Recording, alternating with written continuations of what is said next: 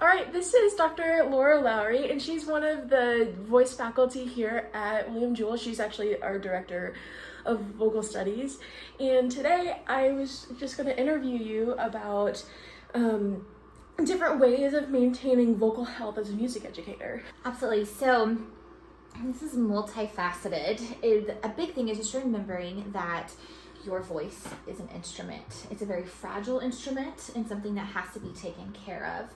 And so while you're at school and then throughout life, if you continue taking voice lessons, really singing healthily and optimizing your sound, making sure that you stay hydrated, making sure that you are resting. If you're someone who has acid reflux or allergies, having a plan to manage that and actually following that plan is really important. But within the classroom, so things like using a microphone in a loud space definitely is helpful, but also watching what you do with modeling. I think once you go from a college setting into the classroom, you are singing and speaking the entire day.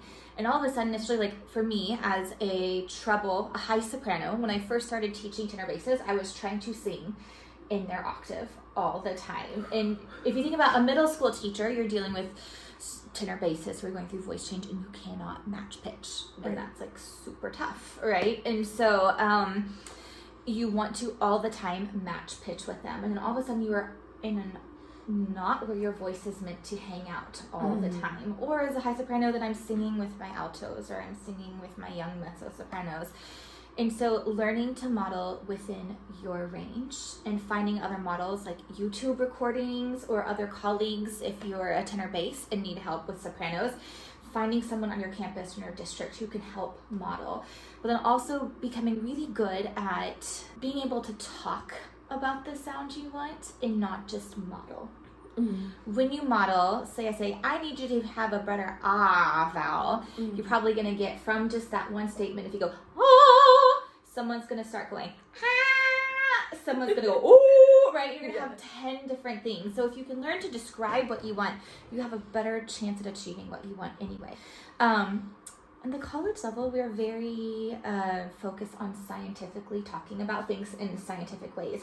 Your junior high school students are going to be less responsive to that. So for everything that you need to talk about, finding a way to talk about it with colors and with sensation or temperature, visual reinforcement, even maybe physically touching a tongue or a neck or a body. So all of your tactile learners, every type of learner has some way that they can respond to sound. And that gives you a break from modeling all the time. I never thought about temperature being an adjective. I hadn't either. That was one that my husband, but I was like, but you know what? I do. I say when you breathe in, I need you to think, feel the cold air on your throat, because often then do that. Yeah, because I've heard like that's like cool. You feel like the relaxed and open. Yeah, because I've heard like warm sound, but that's like an overall like color. I never thought about it with like vocal health. What are some things that we can do as college students now that will help us preserve our voices in our careers? Sure. So this is absolutely the time where you get to go to voice lessons, inquire, and learn from experts every single day. And I know it feels very overwhelming as a college student, but the sad news is that probably your first years of teaching are going to be even more overwhelming. And you have the most energy you probably will ever have in your life right now. It only goes down from there too. So soak it up. Also, I think be honest and check in with yourself. If you have a voice lesson, inquire in the same day and you feel vocally fatigued, that's a sign that you're probably not doing something right if you're singing. So remember, we are a wind instrument, but inherently our bodies like to make it a muscle instrument. And so being honest with yourself, learning with your teachers, keeping that dialogue open. If you find that you were doing great in your voice lessons, but then fatigued after choir, it's not always that your choir director is asking you to do something wrong. Often they aren't. It's just you're not thinking about what your body's doing. You're just thinking about that communal music making experience. So checking in with yourself, asking the people next to you to be like, hey, wow, you're really doing this right now, to kind of watch yourself and incorporate that good technique within the ensemble singing, because that's what you're going to be doing is when teaching ensembles, is needing to model with healthy ensemble vocalizing things. But checking in, making sure that you are learning how to sing on the breath and with as much resonance as possible now. It's great. So we know that it gets really loud in our music classrooms, and we're gonna have to find times when we're gonna have to like talk over kids in a sense. So what are some ways that we can either healthily project, or what are alternatives to that? Sure.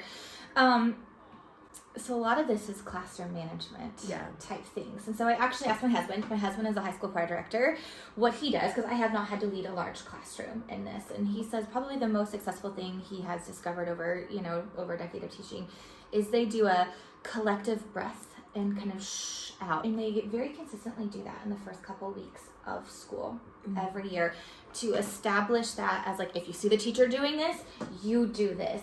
And then later in the year, when things get loud and exhausting and different things, rather than having to scream over them, because I really feel like a lot of times in the classroom, it's like the Cheesecake Factory effect, right? Where it's like open spaces, and if your table can't hear over the music, I feel that's the loudest restaurant always, right? So then you start talking louder, so the table next to you starts talking louder, so then you have to talk, louder. So finding ways to bring it in without you having just to scream over the classroom. And even if not everybody's listening to you, if you do shh, probably at least 7 people in the room are looking at you. Yeah. And then you do it again, and then the next time maybe it might be 20 to 25, and pretty soon you will have the classroom's attention. I think acknowledging that people are in ensembles because not only do they love music, but it's their community. So giving them time to have that community, giving them that 5 minutes of, we're going to talk, I'm going to set a timer, and then we're focused in. So then they don't lose that, because otherwise every time you stop conducting or stop class, it's going to feel like they want to start engaging in that conversation. You can also sometimes bigger and louder gestures are not always helpful. Remember to bring it in, but to bring it in, you really have to have that rapport built with the students. And so I think the most important thing that you can do actually for classroom management and to have those moments is to truly show up for your students. Show up, because if you don't show up for them, they won't show up for you. So in those first couple years of teaching, kind of pro tip, don't actually plan a vacation with your days off, because you will be so sick all the time. Oh yeah. You are going to be exposed to a petri dish of germs, and you're going to be sick all the time. And you're probably sometimes going to even have to work when you're sick. And so making sure that you're very careful about when you use vacation days, and if you feel overwhelming and stressful, make sure that you have a mental health plan.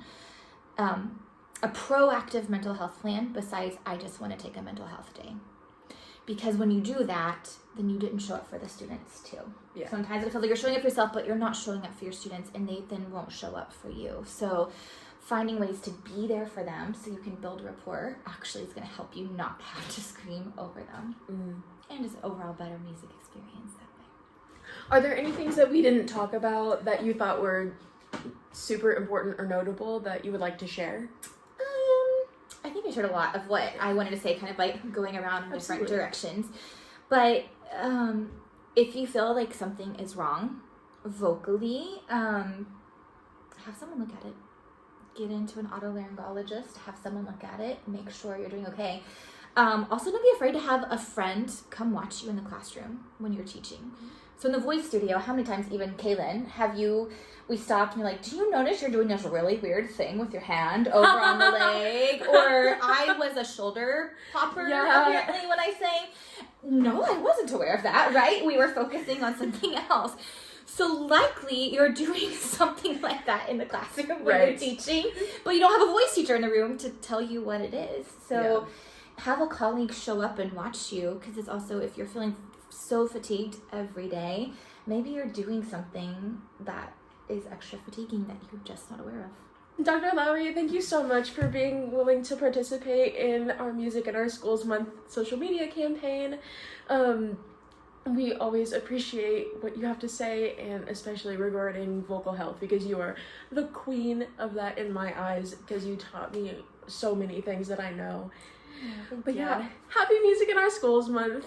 And we love music educators. Yes.